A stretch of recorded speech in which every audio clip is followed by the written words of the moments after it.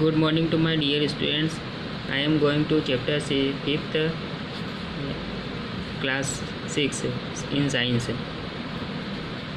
Chapter 5th name is cloth material. अब इसमें हम पहले हिस्ट्री ऑफ क्लॉथ से पढ़ चुके थे। लास्ट टाइम हमने ये पढ़ लिया था। अब आज हम इसके टाइप्स ऑफ फैब्रिक्स के बारे में पढ़ेंगे। अब टाइप्स ऑफ फैब्रिक्स में से जो फैब्रिक से जो क्लॉथ बनता है वो कितने टाइप का होता है। जो फैब्रिक से ही पहले फैब्रिक हमें प्राप्त होगा तब क्लॉथ बनेगा।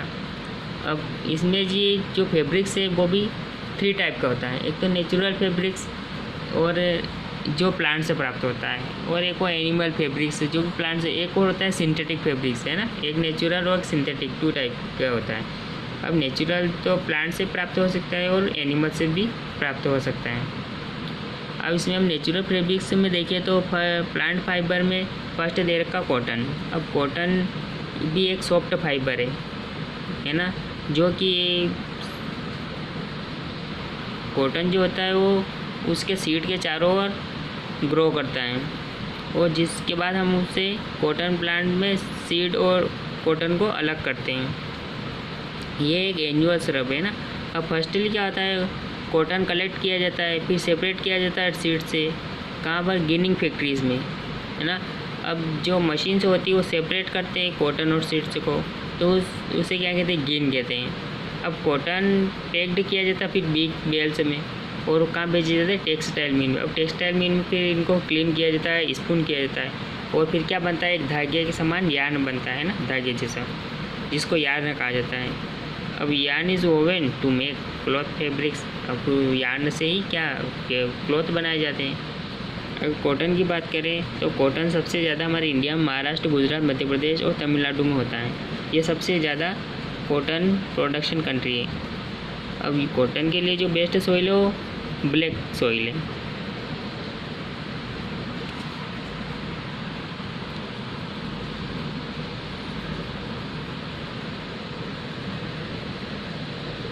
अब नेक्स्ट हम प्लांट फाइबर की बात करें तो जूट भी एक क्या है? प्लांट फाइबर है, और ये भी ऑब्टेन कहाँ से होता है? पटसन नामक एक जूट से प्राप्त होता है। अब jute is the second most important vegetable fibre, है ना। एक वेजिटेबल फाइबर है सबसे सेकंड मोस्ट इम्पोर्टेंट। इसका उपयोग सेकिंग में किया जाता है।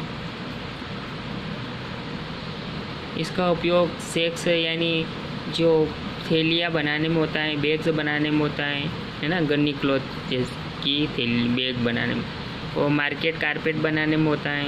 ऐसे अनेक टाइप से इसका उपयोग होता है जूट का। और इसके अलावा रोप यानी रस्सी बनाने में भी इसका उपयोग होता है। जैसे जूट के प्लांट आपको ये दिखाई दे रहे हैं ना, ये कहाँ पर जमाए जाते हैं? किसी नदियों के डेल्टा रीजन पर, जैसे गंगा और ब्रह्मपुत्र के डेल्टा रीजन पर ये पाए जाते हैं। जूट का प्रोडक्शन सबसे ज़्यादा वेस्ट बंगाल, असम, बिहार में होता है ना। और इसके लिए सैंडलूम्स और क्ले लॉम्स की आवश्यकता होती है ना, वहीं पर ये ज़्यादा उगते हैं। और वार्म ह्यूमिड क्लाइमेट की नहीं ज़रूरत पड़ती। इनका टेम्परेचर बेस्ट टेम्परेचर होता है 24 डिग्री सेंटीग्रेड से 37 डिग्री सेंटीग्रेड। और ये रेनफॉल की बात करें तो 150 सेंटीमीटर को इनके रेनफॉल की ज़रूरत पड़ती है। अब नेक्स्ट प्लांट फाइबर की बात करें, हेम्प की भी एक प्लांट है ना। अब हेम्प से भी हमें फाइबर प्राप्त होता है।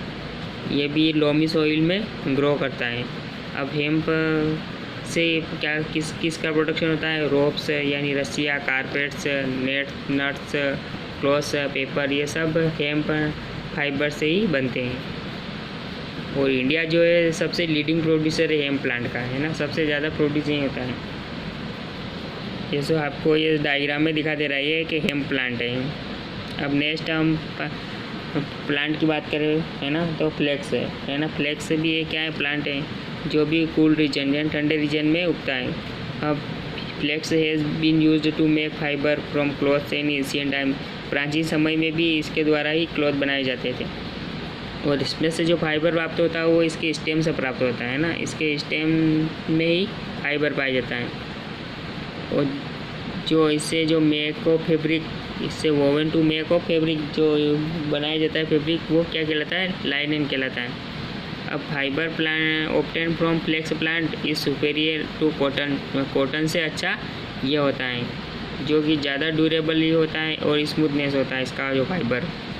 आपको डायग्राम में फ्लेक्स प्लांट दिखा दे रहा है, इस टाइप का होता है। और नेक्स्ट हम प्लांट फाइबर की बात करें, कोर। अब कोर भी comes from the fibrous husk obtain from the dry covering of coconut. जो कोकोनट के जो चारों ओर जो कवरिंग होती है उसको क्या कहा जाता है, हस्क कहा जाता है। उससे जो फाइबर्स प्राप्त होता है वैसा ही कोर होता है। अब it is commercially very important है ना, इसका व्यापारिक उपयोग बहुत ही इंपॉर्टेंट होता है।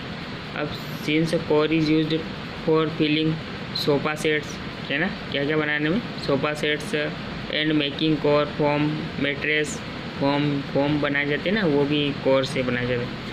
अब इसका उपयोग तो बहुत ज़्यादा है। इसके अलावा इससे डोर मैट्स बनती है, रफ कारपेट बनते हैं, हैंड बैग बनते हैं, रोप एंड ट्रक भी बनते हैं।